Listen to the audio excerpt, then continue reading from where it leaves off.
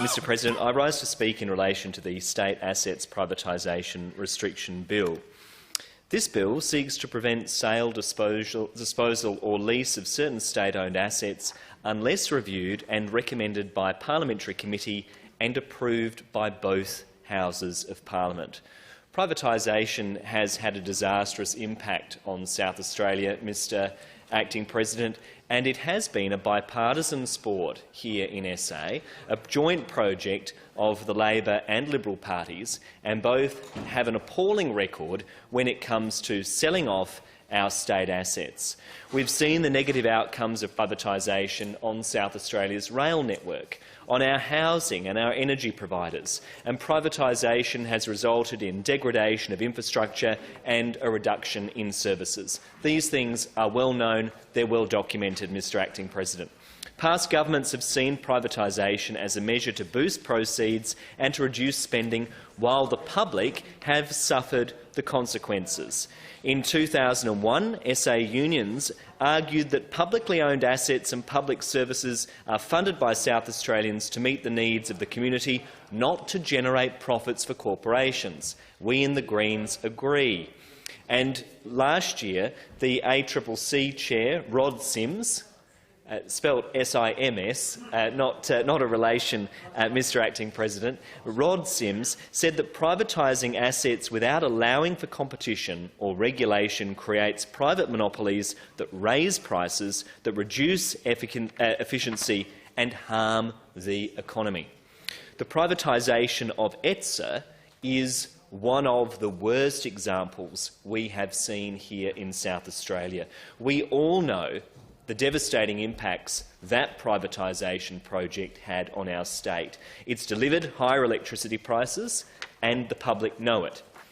Research from the Australia Institute back in 2019 found that 40% of South Australians blame privatisation of our state-owned electricity provider as the single biggest reason for power price increases, while 3 out of 5 people, 60%, consider it to be one of the main sources of upward pressures on prices. And that makes sense, because we know once you sell off a key asset, you lose government control, you allow private corporations that are focused on making money to hike up prices. In the 1990s, the Public Service Association warned that increased privatisation would result in profits being put before services, higher costs for taxpayers, less efficient services and a diminished revenue base for the state. These outcomes have been seen in the years that have followed, and it is our most vulnerable people that bear the burden of increased costs and diminished services. And, Mr Acting President, as the cost of living continues to skyrocket as a result of inflation, we have a responsibility to consider in this place the impact of privatisation on public utilities that are relied on by all members of our community. This bill would act as an important safeguard for our public assets. It would ensure that governments can't conduct future sell-offs without appropriate parliamentary oversight. We want to see community services being put before private profits. Last year, the Select Committee on the Privatisation of Public Services, which I had the honour to chair, heard from witnesses that there was a need for improved transparency measures in relation to current and future privatisations.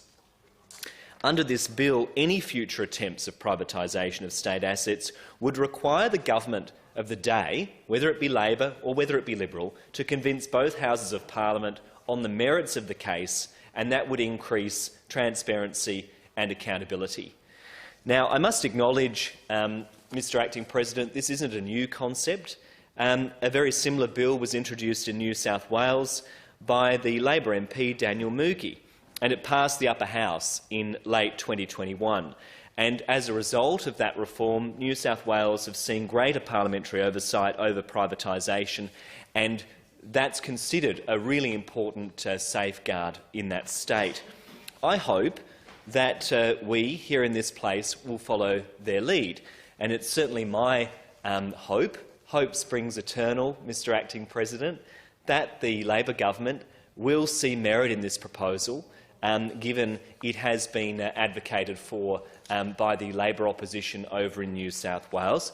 but that also the Liberal opposition will see the merits of this proposal as well, because it is a safeguard that would operate irrespective of who is in government.